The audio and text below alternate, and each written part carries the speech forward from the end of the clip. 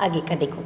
अब देखो येसुबाई ने जो राजनैतिक निर्णय लिया था यहाँ पे, वो निर्णय लेने के बाद में राजाराम महाराज का जिंजी प्रस्थान। अब यहाँ पे क्या देखना है अपने को?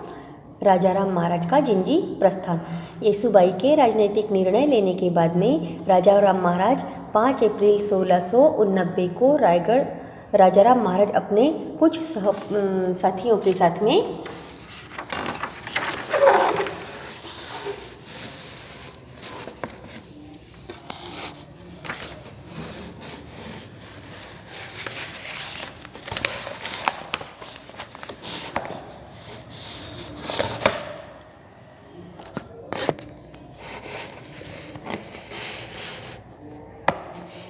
अपने कुछ साथियों के साथ रायगढ़ के घेरे से निकल गए।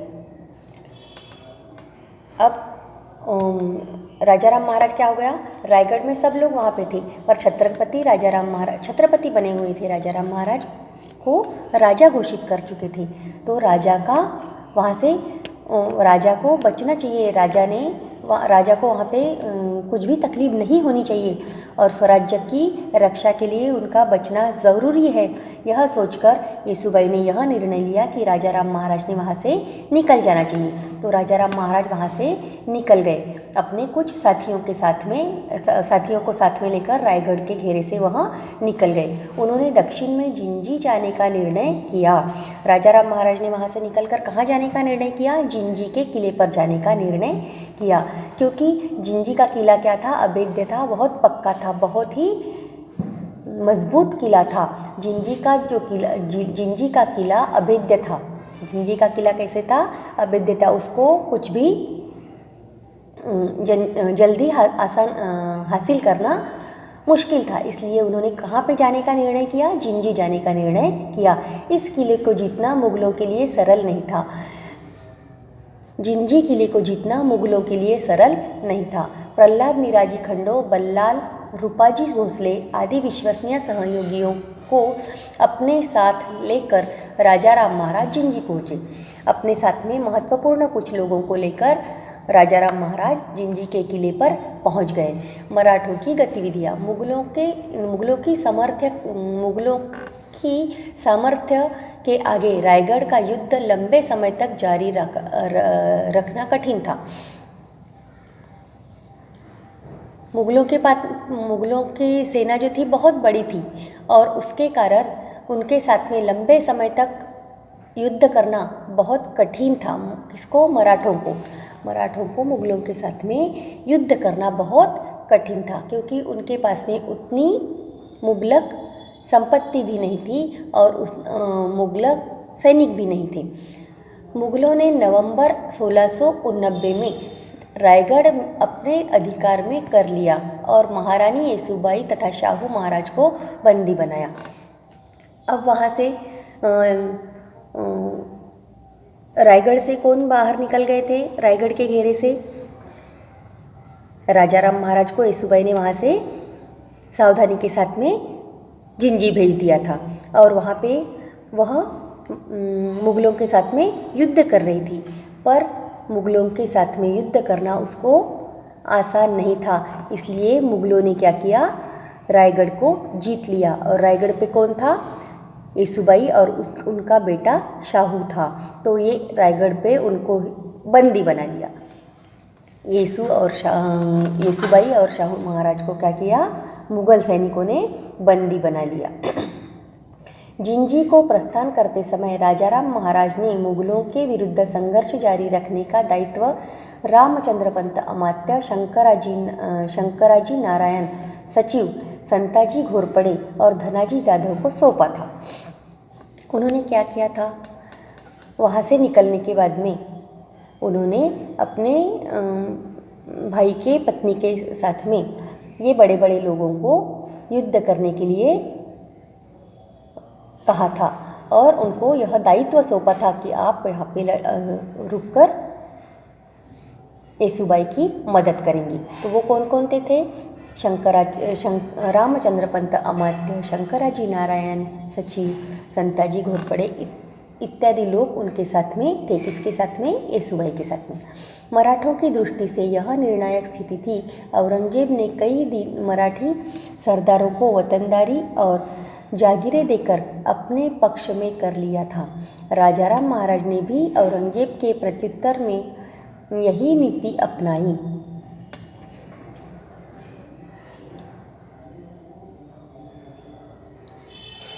औरंगजेब ने क्या किया था? औरंगजेब ने बहुत सारे मराठी सरदार जो थे उनको वतनदारी देकर उनको अपने पक्ष में कर लिया था। अब ये तो राजनीति अपने को मालूम है ना? ऐसे कैसे मालूम है कि अपने को अगर कुछ होना है तो अपन उसको क्या बोलते हैं? अभी की भाषा में लांच बोलते हैं ना, मतलब कुछ दो तो वो अपना हो जाता है, होता है कि नहीं? छोटी छोटी काम करने के लिए अपन किसी को पैसे देते हैं तो अपना काम जल्दी होता है। उसी प्रकार से औरंगजेब ने क्या किया था? मराठों के जो सरदार लोग थे उनको वतनदारी देकर, जागीरी देकर, मतलब उनको अपने पक्ष में कर लिया था। राजाराम महाराज ने भी औरंगजेब को प्रत्युत्तर देने के लिए उनकी ही नीति अपनाई।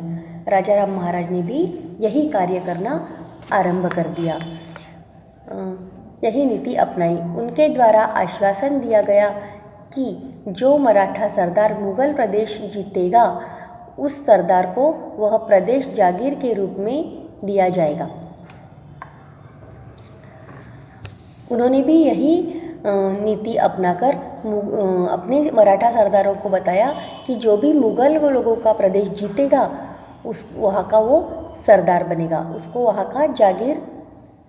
की जागीर रूप में दिया जाएगा, वो वहाँ का सरदार बन जाएगा। छत्रपति द्वारा दिए गए आश्वासन के कारण अनेक वीर पराक्रमी सरदार आगे बढ़ गए। राजाराम महाराज ने वह नीति अपनाने के बाद में बहुत सारे मराठा सरदार जो है वो इस कार्य को करने लगे, और क्योंकि उनको क्या लग रहा था कि वो मुगल सत्ता अपने पक्ष में कर वह वहाँ का सरदार बनना कोई भी चाहेगा, तो उन्होंने भी उनका कहना माना, आगे बढ़े। उन्होंने मुगल प्रदेश पर धड़ल्ले के साथ आक्रमण प्रारंभ किया। मराठा जो वीर थे, मराठा सरदार जो थे, उन्होंने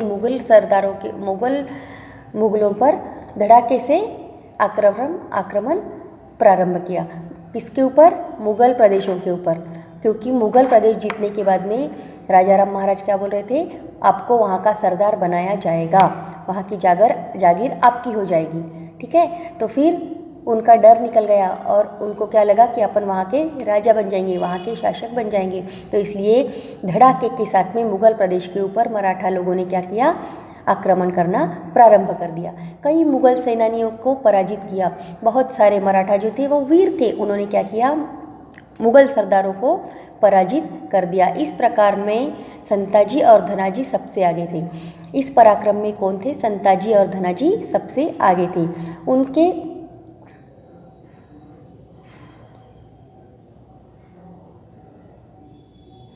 उनके अप्रत्याशित हमले और गुरिल्ला युद्ध नीति के आगे मुगलों को अपनी विपुल साधन सामग्री और भारी भरकम तोपखाने का उपयोग करना कठिन हो गया।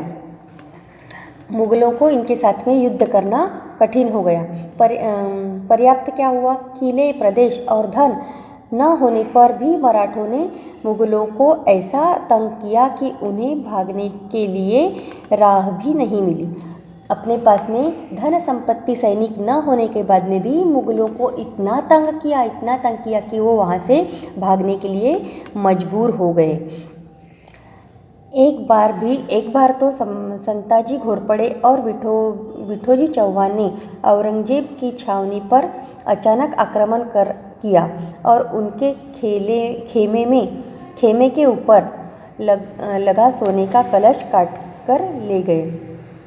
संताजी और धनाजी वह बहुत पराक्रमी थे। इन्होंने क्या किया? एक बार औरंगजेब की जो छावनी थी उसके ऊपर अचानक से आक्रमण किया और वहाँ पे जो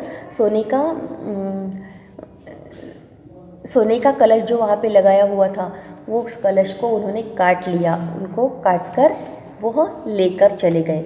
इतने बड़े वीर जो थे, ये ऐसे काम जो थे वो सिर्फ मराठा ही कर सकते थे।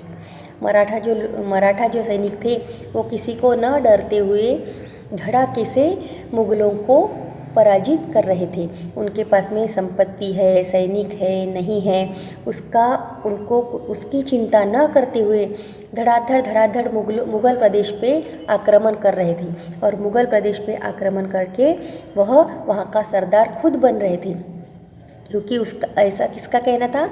छत्रपति राजाराम महाराज का कहना था कि आप मुगल प्रदेश के ऊपर आक्रमण करो और वहाँ के सरदार आप ही बन जाओ, है ना, वहाँ की जागीर आपकी हो जाएगी।